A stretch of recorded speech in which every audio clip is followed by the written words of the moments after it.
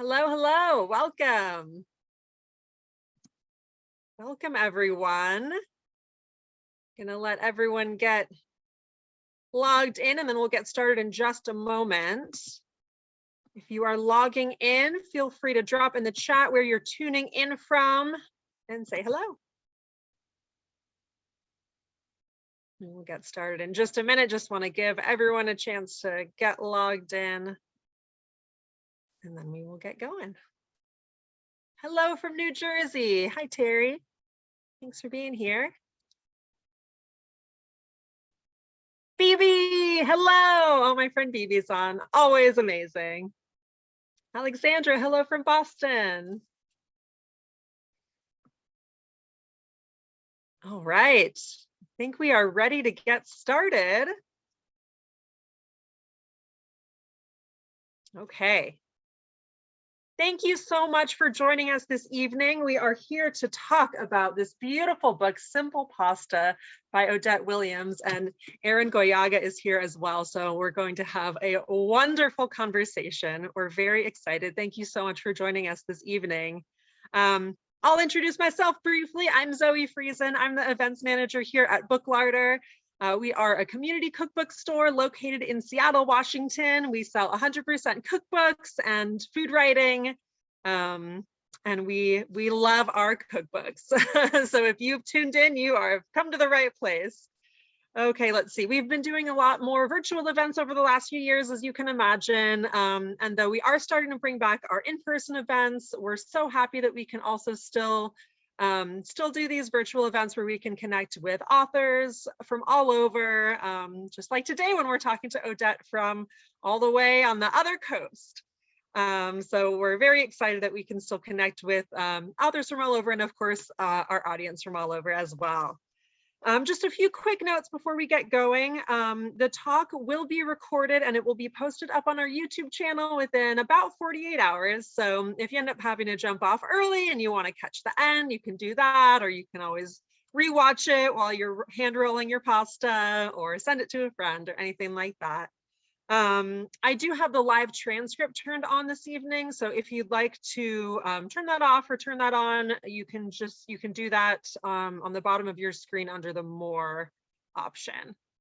Okay, let's see. So Odette and Aran are going to chat. They will leave time for questions. So go ahead and put all your questions in the Q&A box down at the bottom of your screen so that they can easily see them and answer those for you.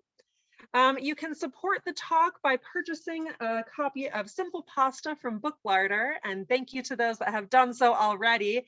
We do have bookplate signed copies available, so I will drop the link in the chat for that. And let's see, what other notes do I have? I think that's about it. We are ready to go. So without further ado, I will turn it over to Odette and Aran.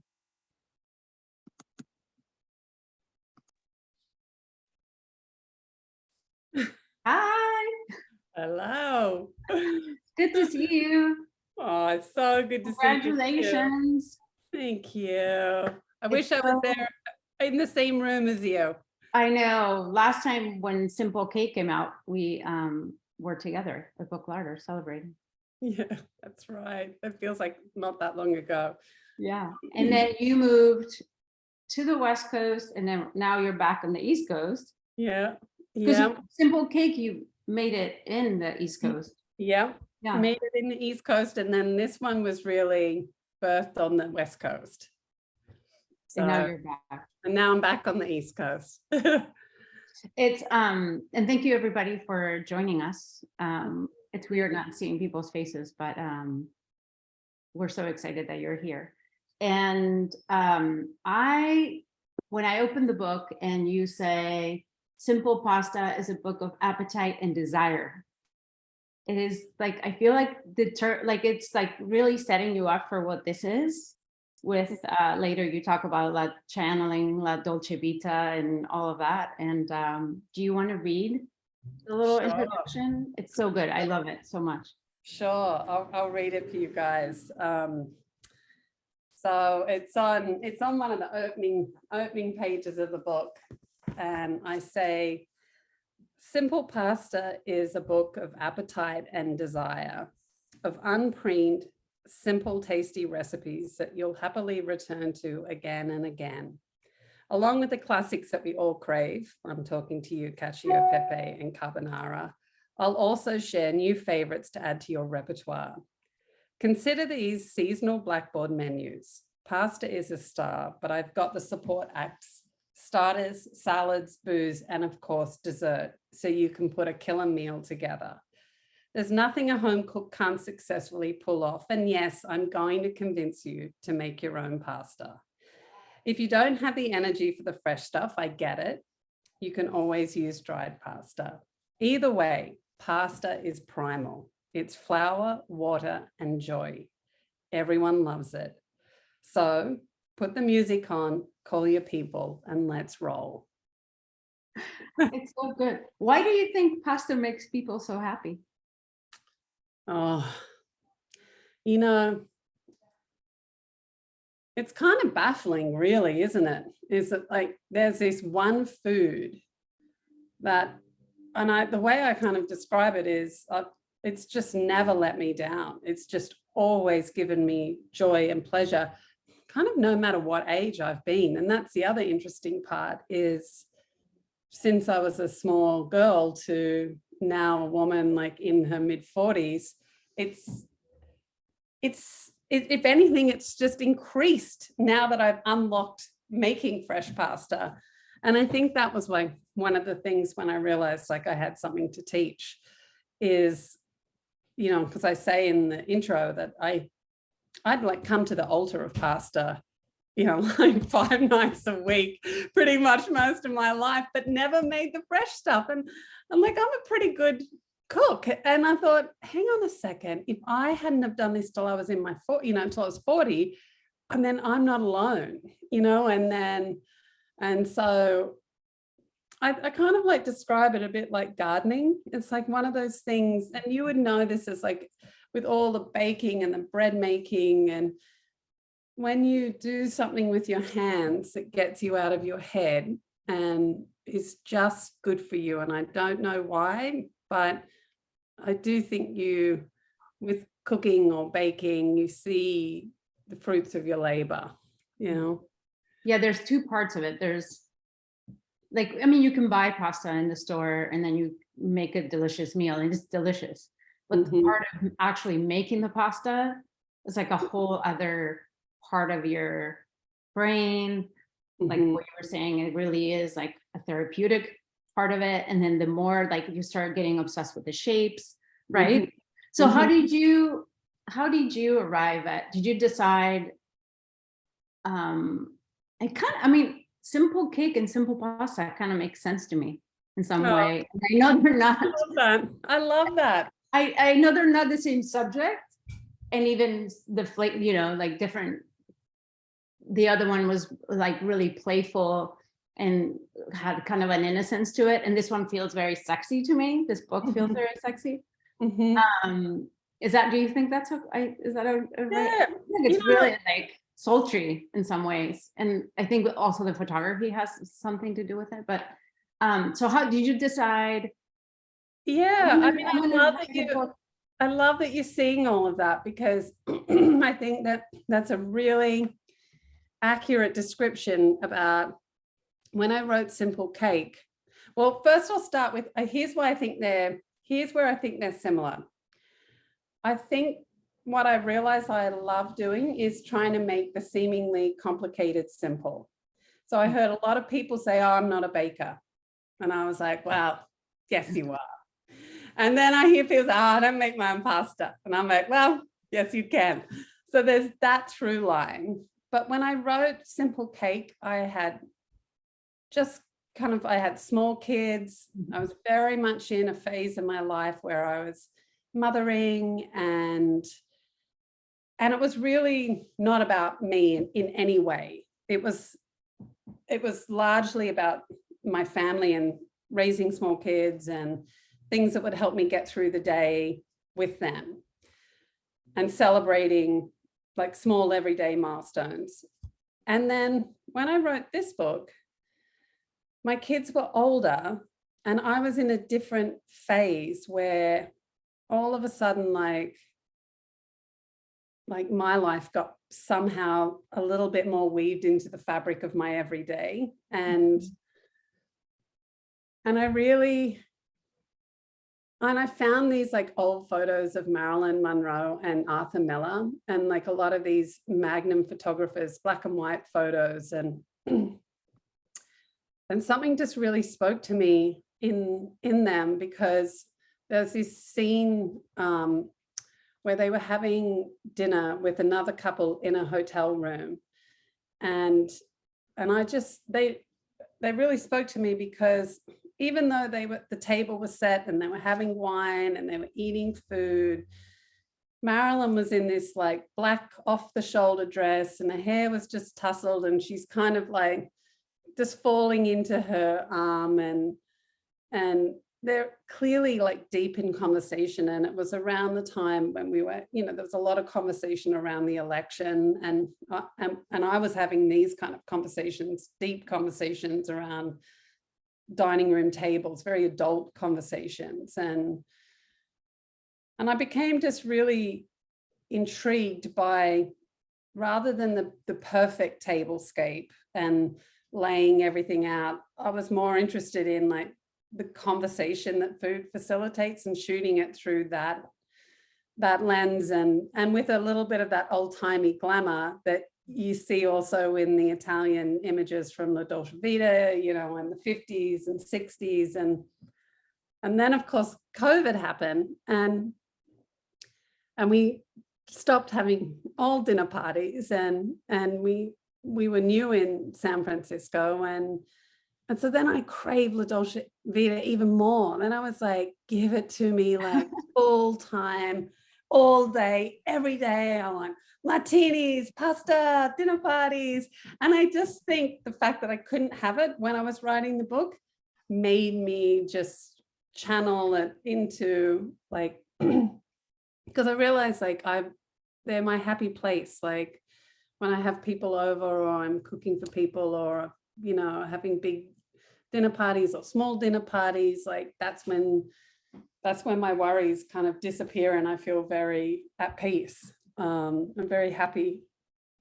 So yeah, I really loved creating that aspect of the book. Yeah. And I wanted to ask you about the photography, because I know it's such a big part of it. And you mentioned it in the introduction, how you traveled to Italy, and you went to Sicily, right? Yeah. And Yeah. but before we get into that, by the way, I kind of dressed up for very poorly. No, I love it. I love it. And the earrings, we both put our earrings on for this. I'm wearing my grandmother's Valentino from, I don't know what year. Anyway, in your honor in this book. Because I think we're all are. And I feel like half of everybody I know this summer was in like either Italy or Spain or Greece. Yes. And I do think that what you're saying is very shared, of like that kind of lifestyle and gathering around a table, and cultures that, I mean, not only those, there are many cultures around the world embrace that, but sort of like the ones that are really close to us, and especially related to this kind of food. And I do feel like it's a very common sentiment. Yeah. So I feel like the book it has amazing recipes, but it also has this sort of like movie quality that I love. I want, like, I always say that when I'm creating something myself, I love that I want it to feel like a film, like it almost has a soundtrack to it and a visual sort of movement. And I do think that you did it. You did it in this one. Oh, thank you. Well, I love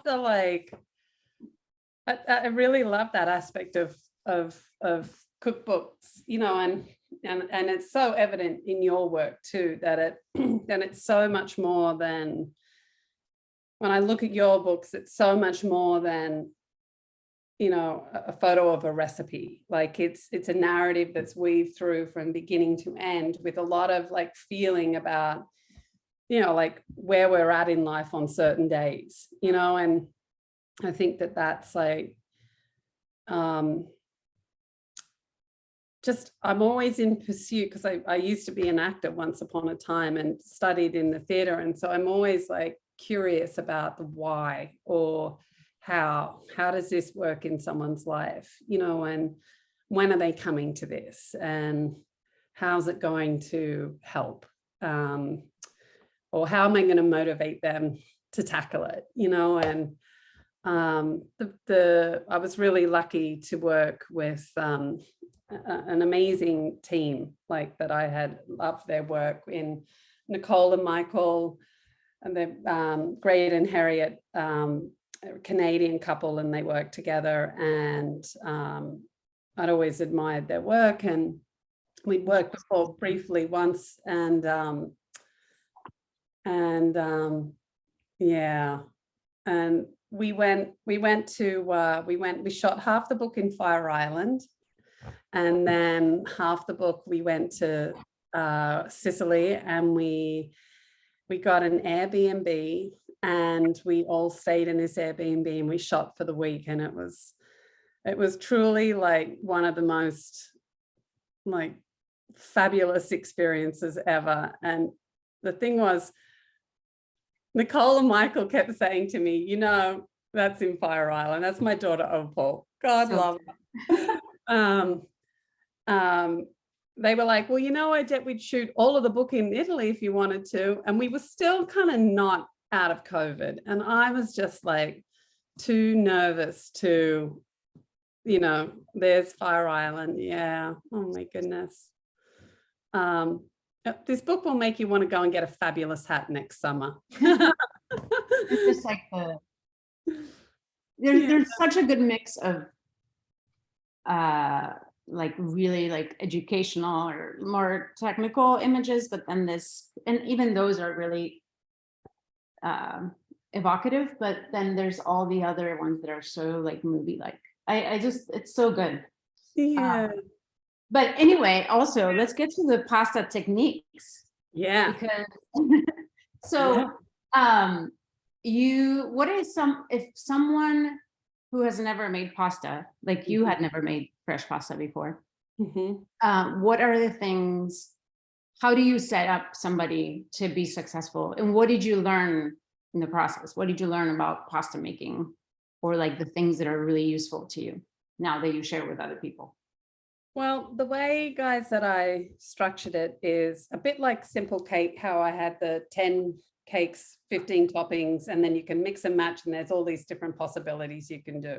Simple Pasta kind of follows a similar structure in that you have these 3 doughs, pasta dough recipes at the front, and then you have some master sauces in pestos and red sauces, and then we go into the seasonal menus, and on each season, the book has, because I'm a big advocate for a blackboard menu where you just have like one cocktail, one salad, one amazing appetizer, then you just have to choose what pasta you want to cook, and then there's a dessert. And so if you want to make a bigger meal from it, it's all there for you. But at the very front, I've got the pasta dough recipes, and I really tried to, I think what my editor encouraged me to do too was, there's a lot of books out there that are mastering pasta, and they're often, you know, like they're a lot to absorb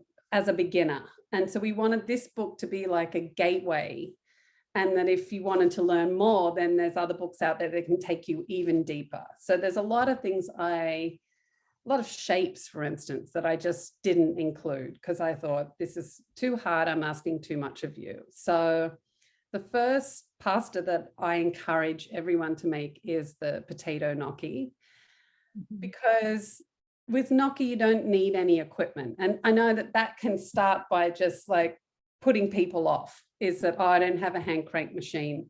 But gnocchi, the way I describe gnocchi is, it's like mashed potato, but you're just going to add in an egg and some grated Parmesan and a bit of, you know, salt and pepper. And you're going to roll it into snakes and then cut it up and boil it. And when it's kind of presented like that, people are like, oh, I can see where I'm going, you know. And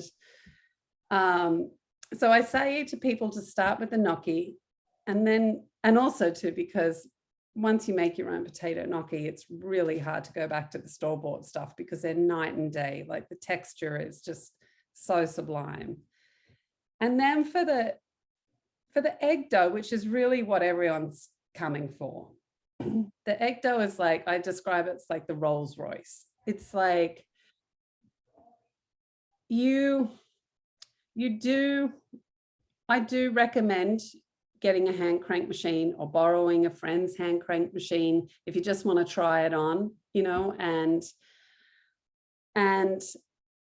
the other thing I say is like, give yourself enough time so that you're not hurried and you're not like kind of like feeling like, oh, I've got people coming over, I need to like bang this out, what am I doing? Like start earlier, you know, or just do it one time when you're by yourself and put on a podcast or some music so that you can just relax and read the recipe, and I'll take you through step by step. And it's very, very simple, my recipe. I deliberately didn't leave you stuck with a lot of egg whites, you know, because there's a lot of pasta recipes that will have, you know, upward of 10 yolks.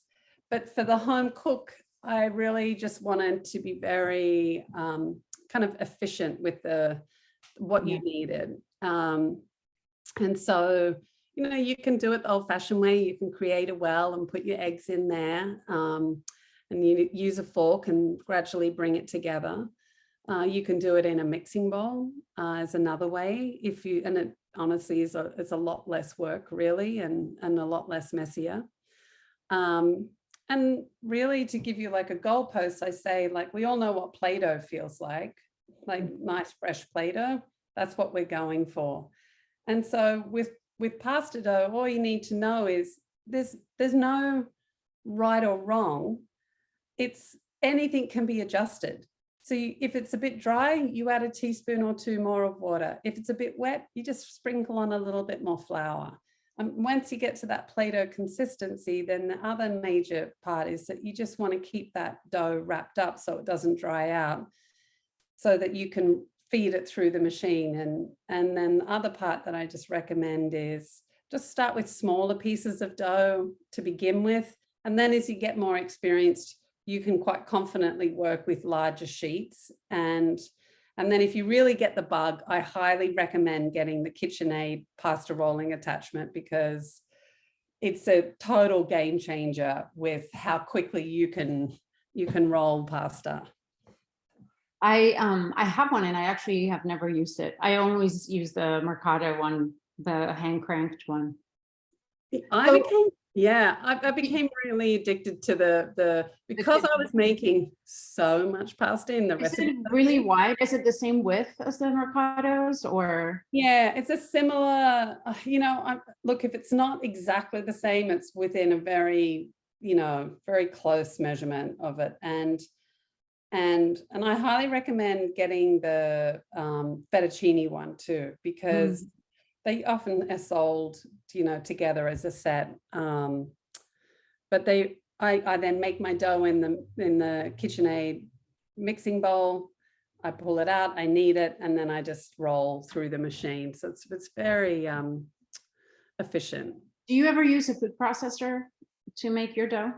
It's interesting you should say that, because today actually I've been making a lot of galettes, and I just was making the dough for the galette in the food processor. And you know why I don't? Because it's more washing up.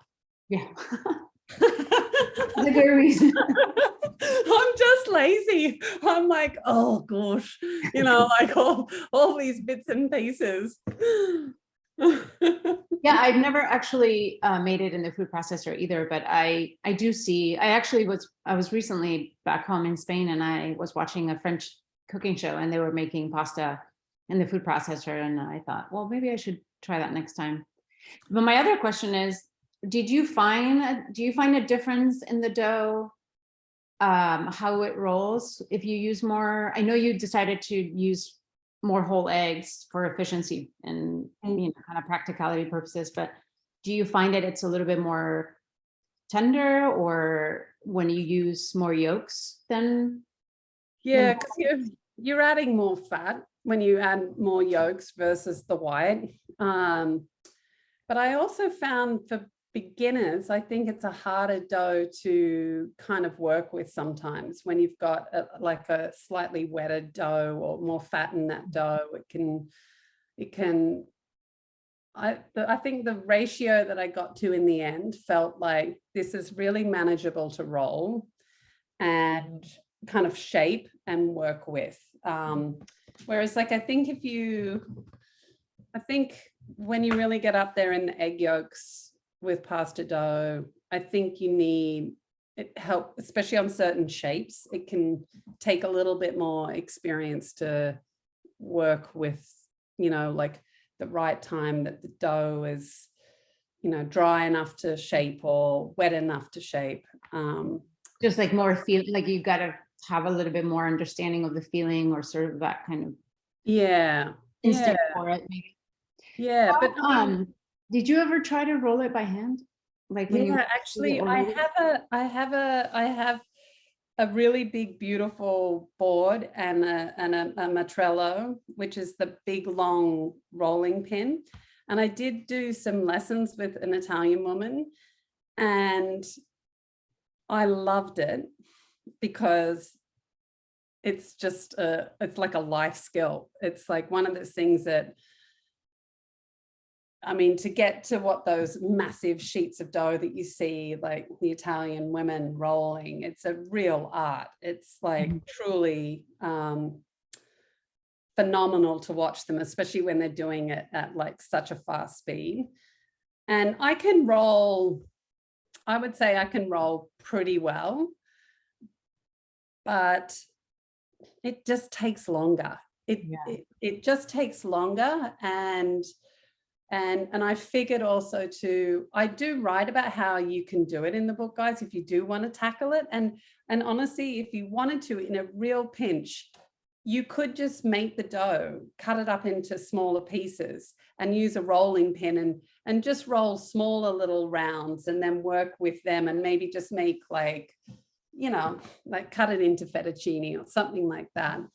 So I did give you a description in the book about how to tackle that, but just know that it's going to take you some practice and time to really be able to roll the pasta dough evenly and thinly, like that. So yeah, those videos, like when I've seen it, like, or pasta grannies or whatever YouTube, random things that pop up, but how quickly they move, and just like the evenness, and it's just like really, I mean, you can tell that these people have been making just rolling pasta for ages. Yeah, they just have this sense, of it, and knowing like where, like it's a simple thing. Like I was taught that, your hands are basically doing this on the matrello. They kind of have got that action. So as you're pushing, the weight is being evenly distributed over the pin. And even just getting that motion into your body is kind of like takes a little time to figure out. And but once I did it, and I made tortellini from the actual round sheet, and it was so fun. I mean, if you told me I was going to do it in my lifetime, I would have been and there I was making my own tortellini from a rolled out sheet of dough. And I think that's what's like so phenomenal about it is, guys, you would just be like, I can't believe I've done this. It's really, it makes you feel good. It's like that scene, I'm assuming you've watched Call Me by Your Name, the movie. Yeah. Where the scene where Timothy Chalamet's character, oh no, I think it's his mother's character, walks into the kitchen, and it's the housekeeper and then the village ladies are all rolling pasta, and it's specific to the village, to their village, and she just picks up a piece, and they're talking about politics or something, and then she just walks in, and they're chatting and they're rolling pasta, like I feel like it's so much about that, right? The eating it is one thing and being at the table, but a lot of it is the social part of it. The social part of making it. And that's such a great point, because, and that's such a great scene to kind of like pull out, because that's what I encourage people to do in the book. Is like, do it with someone, like call a friend, like say, hey, let's tackle this on Saturday, and then who knows, maybe it will become a ritual. Maybe it'll become something you do once a year together, or they'll then take that skill on and go and do it with someone else. And I do think it is such a social thing. And especially when you're doing the filled pastas, like it's really nice to have a friend figuring it out with you and doing something like that together, rather than having the finished product, like do it together. Yeah. So what are some of your favorite shapes to make that you are still kind of making now and that your family likes? Well, I mean, I've got to say, guys, the shapes that are truly the easiest are not the shapes, are the kind of just rolled out cut, pappardelle, fettuccine. And the other thing that I really advocate for, why homemade pasta shines, is in a lasagna, because the sheets of pasta get so thin because I make you roll it out to the thinnest setting. And that's when like a lasagna is just sublime, when you have like the meat and the white sauce and the ricotta and the layers of pasta, and it's like it all just melts into one. So making a lasagna is like one of my all-time favorite things to do with the fresh pasta. And then even cannelloni, like I grew up eating cannelloni, and I feel like it kind of went underground. And I say in the book, oh, is it a bit 1980s to be making cannelloni? But I say, let's bring it back.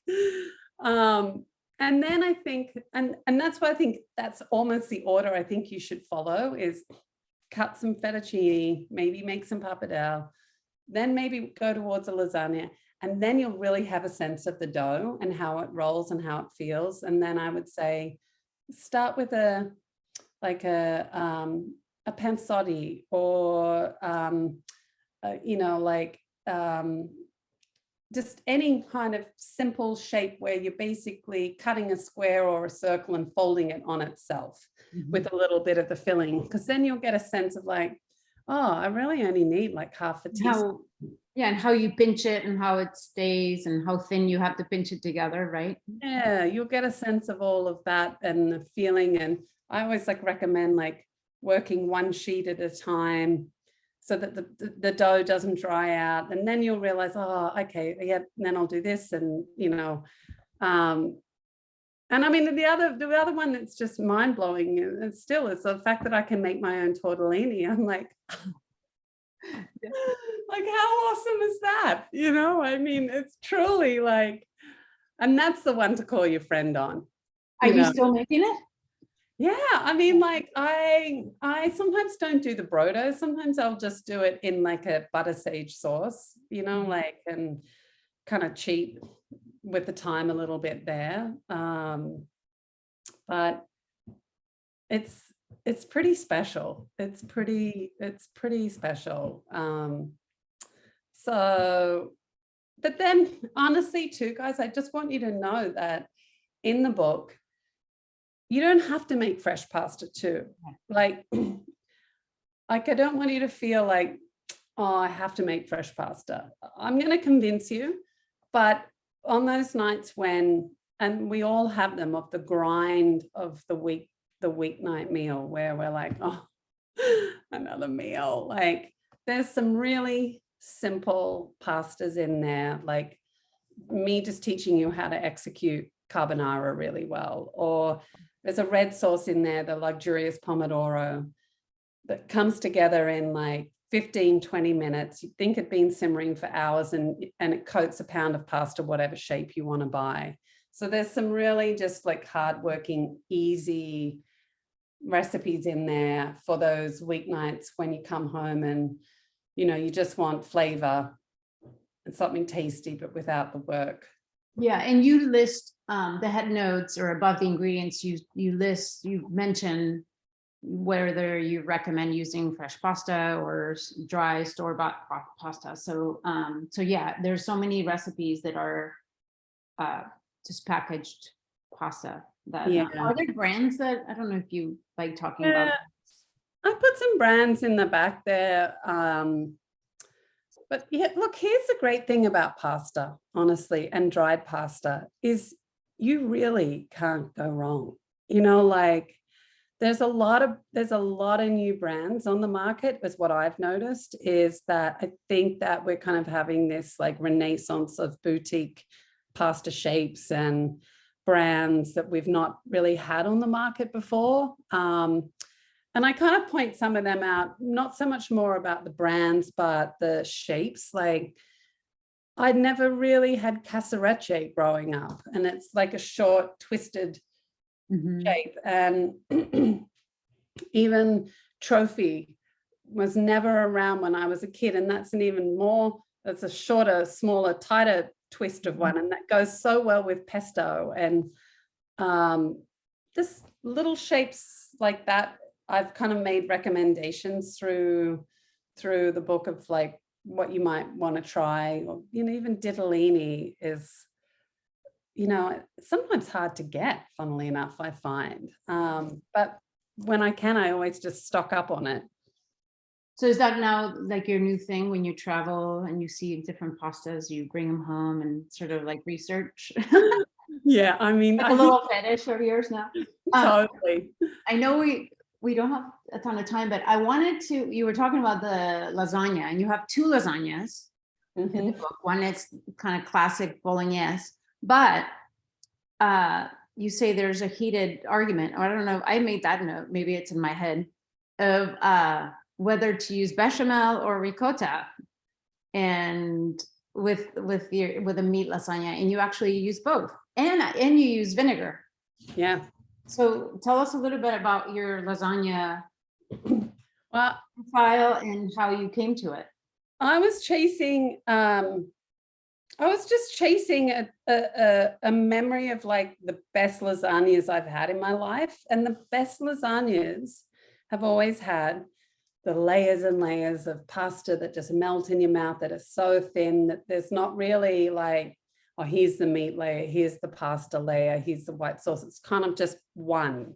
And it's very silky and very decadent because it's just melts in your mouth and almost can't hold together as a structure once it's cut. It's so tender.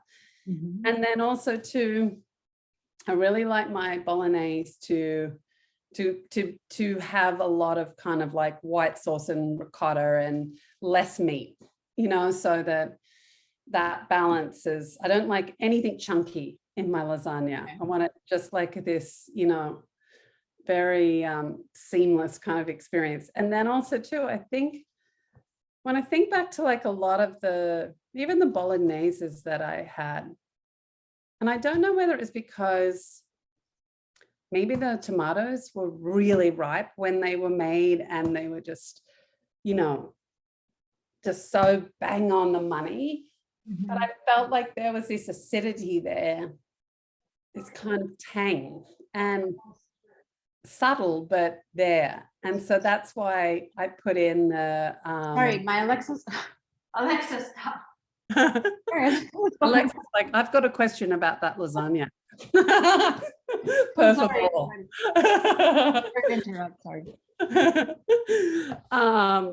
And so yeah, so I really just think these little tweaks, funnily enough, make a really kind of like well-rounded lasagna, because if you're going to go to that effort, you really want to be rewarded by it. And I don't lie about, like, I know the dishes. I know, I'm so sorry in advance. I apologize about the dishes and the cleanup. But here's the thing about lasagna, it feeds like so many people. And if you're going to have a dinner party, you can bank that lasagna. And all you need to do is throw together an arugula salad. So you're off the hook, you know, like there's no sweating it when you've got friends over. The work's been done. You've listened to your podcast, you know, you've had a relaxing day. you know, and would you make it ahead of time and then just finish baking it at the end? Or, yeah, or do you just like, okay. you totally could. I mean, the great thing is, you know, when you make your own pasta, it really only needs to bake for 30 minutes and cooks very quickly. You can make it the night before, put it in the fridge, and then I just put like a splash of milk, maybe, you know, on top of it, just to kind of like, you know, bring it back to life before I put it in the oven. And then the other lasagna was the vegetable one. And oh, that's amazing. it was like I was working on it during the winter time, and I really just wanted like a winter veg lasagna that once Damn, again that's a keeper. didn't get, I called it, yeah, damn, that's a keeper.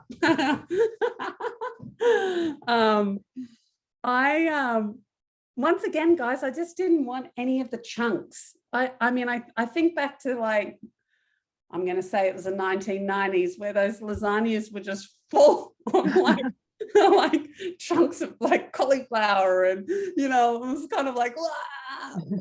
And so I sliced the vegetables very thinly. So, and I know it's more work, forgive me, but I use a pumpkin and I slice it very thinly, and I put it in the oven for a little bit with some butter and garlic and a little bit of water to soften it up. And then similarly with the cauliflower, I slice the cauliflower across, and I know it's going to get all crumbly, but that's totally fine, you know, but slithers. And once again, I kind of baste it in some oil and garlic and try and get as much flavor in there with some salt and pepper. And same with the fennel. And then I use pesto in it as well as the white sauce. And I really just like layer it up so that it's full of flavor. And once again, though, still has that silky experience. One more question about lasagna. You say to use fresh pasta, but also dried sheets. And if they are dry sheets, are you like no to the no boil ones, or are those okay? Or do you always boil your pasta? I always boil my pasta. So what I do say is, if you're going to use dry pasta, and that's totally fine. A friend of mine just made the lasagna the other night, and she just used store-bought pasta. Just dip it in the hot water and cook it for whatever's suggested on the box, and pull it out, and then splash a little olive oil over it so it doesn't stick, because otherwise the whole bake time will change. And also, once you do that, it's a pretty good result still. It's a pretty good result. So yeah, you can use store-bought too. I'll allow it. So, I mean, there's so many other recipes that are not pasta, like you said, the menus. So the book is divided by seasons. So you have kind of your staples in the beginning, and then the seasons, and then you have menus in it. So now we're, you know, going kind of into the holiday season. What is kind of like what sultry, sexy, dolce vita holiday menu would you do with everything from the book? Well, I would. It's interesting. I was just talking with someone today about that. I would. Here's something I'd recommend. I love a night to start with a cocktail.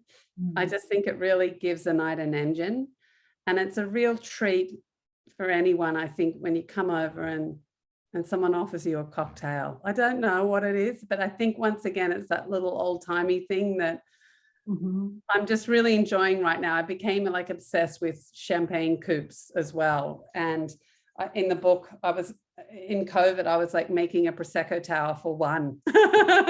Yeah, that's the Prosecco tower for one. And you know, I was like, yeah, it doesn't even matter if it's not a party, you know, like, because basically I figured out all you need is, for one 750 ml bottle of bubbles, you need 5 coupes. So you guys can do the math there, but even if it's just for yourself at the end of the week.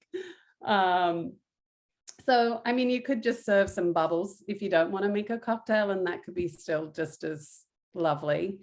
And then I would treat yourself, and I would get some oysters and do the oysters mignonette, which is really lovely. And, you know, you can always get some friends to help you shuck if you've never tried shucking an oyster before. I kind of talk you through it, or if not, ask your fishmonger to do it for you, and you can just make the mignonette. So I would do, if I didn't do bubbles, I'd do the martini. I'd do the martini with the oysters, and then because it's this time of year, I do the chicory salad with the date and anchovy dressing. Sounds Because delicious. I really love like salads that kind of just have like a single leaf to them, you know, and just then a really great dressing, you know, that is very hardworking. And especially if you're putting all this energy into the pasta, I want everything else to be dead simple for you. So, and that's a really great dressing. And then I would either do, if I had a big group coming, I would do a lasagna or the cannelloni. If I'd maybe do the tortellini if I had about 4 to 6 people coming. And I really actually like, and it's funny, I know Americans are crazy for mac and cheese. I like the mac and cheese I've got in there. It's almost like an Alfredo in that it's very saucy. And if you like truffles, I use either truffle butter or why am I blanking? I use truffle butter, or what else do I use in that? I forgot my own recipe. Truffle butter or, oh gosh. I think I just, oh no, you know what it is? Yeah, you can get a mustard that's truffled. It's just a really, I mean, look, if you've got kids, you can just omit the truffle part, but for adults, it's a really sophisticated mac and cheese. It's kind of tasty and elevated. And once again, you can do all the work kind of ahead of time and just pop it in the oven when people come.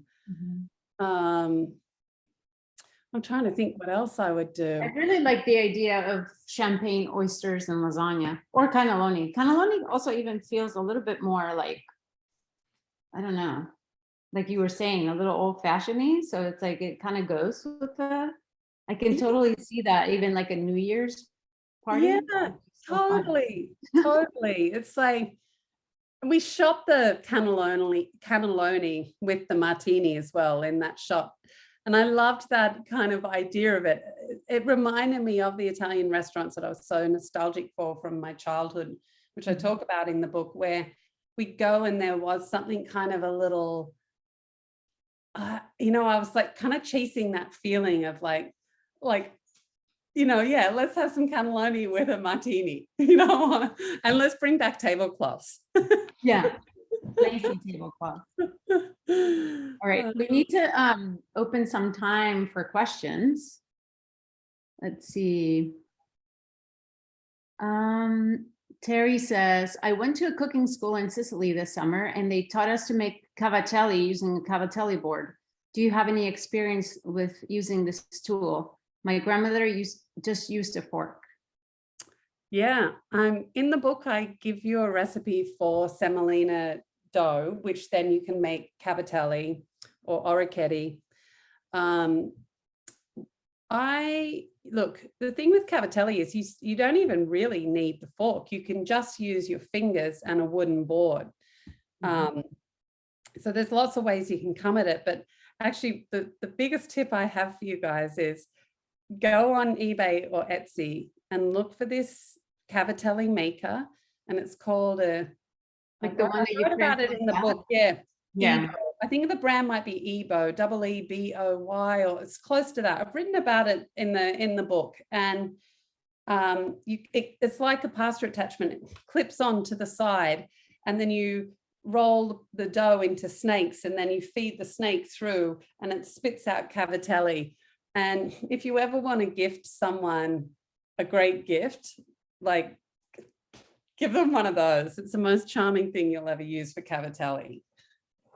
How do you know that you're talking about gifts? I'm like, maybe you could dry pasta and then gift it to people. That would be fun. So like for for, let's say cavatelli, would you just lay it out on just on a cooling rack or somewhere where there's air circulation and just kind of let it dry room temperature? And, Yep. I and would. just package it. Yeah, and I mean the other thing you could do is you could lay it on a sheet, and then you could, as long as they're not kind of touching each other, then you could freeze it. Mhm. And then put it in like a Ziploc bag or something like that. And as long as it, doesn't defrost on the way to your friend's house, or maybe when they come around, or, that's another way of doing it. Or otherwise I just make the egg dough and I just make little nests, or little, like there's so many shapes you could make that you could then pass on. Mhm. Yeah, such a good gift.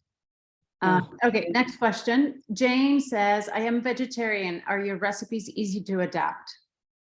Yeah, there's lots of vegetarian recipes in there actually, and I do give lots of kind of workarounds for, like if you don't want to have meat, but there's a lot of veg forward recipes in the book. Yeah.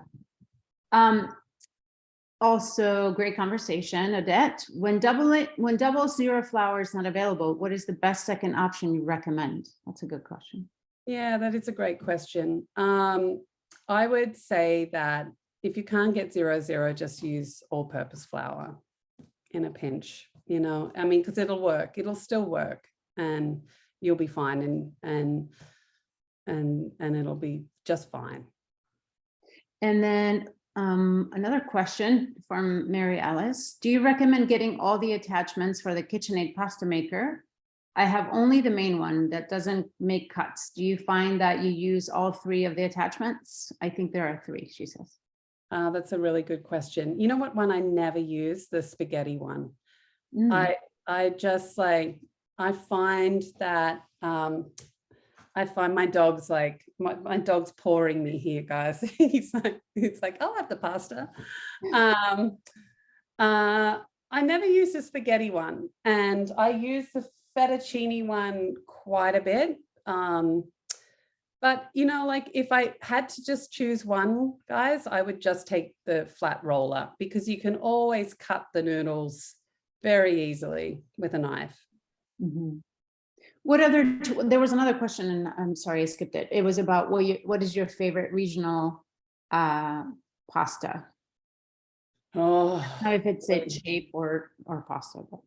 Well, actually, what one I really love is orecchiette. I really love the creativity of the pastas of the South, because how genius were these people? How creative were they to all of a sudden have this one dough that then they just came up with all these possibilities from it, and they didn't have the eggs of the wealthy had in the North, and so I thought it was like, and then they had to come up with creative ways then to make it like either work with the sauce or help the sauce cling to it, or maybe just delight you in shape. And so I think in a way I'm more intrigued by that whole, area of pasta. Yeah. Yeah, so many. And I mean, Italy is so diverse too. Yeah. And actually, speaking of equipment, the one thing I'd recommend if you're going to get anything, and once again it makes a lovely gift, is I really like the roller that I do have, the hand roller that's got the scalloped edge. It just can create beautiful, like either long noodles, or can be fantastic around the edges of filled pastas as well. Okay, I think that's all for the questions we have. I mean, this was so great. Let me make sure I have, oh, well, I had so many more other questions. I also wanted to ask you about recipe testing, like how that process worked.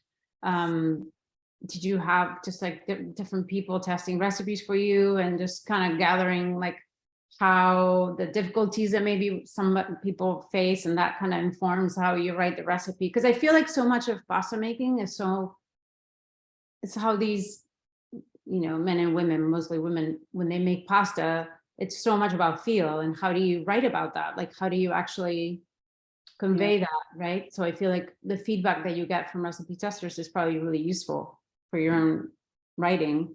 It really is. It really is. And actually, that was the hardest part of the book. I can't tell you how difficult it was writing the instructional how to shape, because it's like describing knitting, like it's like describing how to roll agnolotti, to say, if someone's never seen a video before, or like they're coming to it with fresh eyes. It was a really technical piece of the recipe writing that that was much more time consuming than I anticipated, and that information was kind of like garnered by, there's a whole like sea of women in my life, from aunts and friends, from great cooks to not great cooks, that I kind of field the recipes out to get a sense of, is this clear? Would they even make it? How can I make it clearer, simpler, more economical?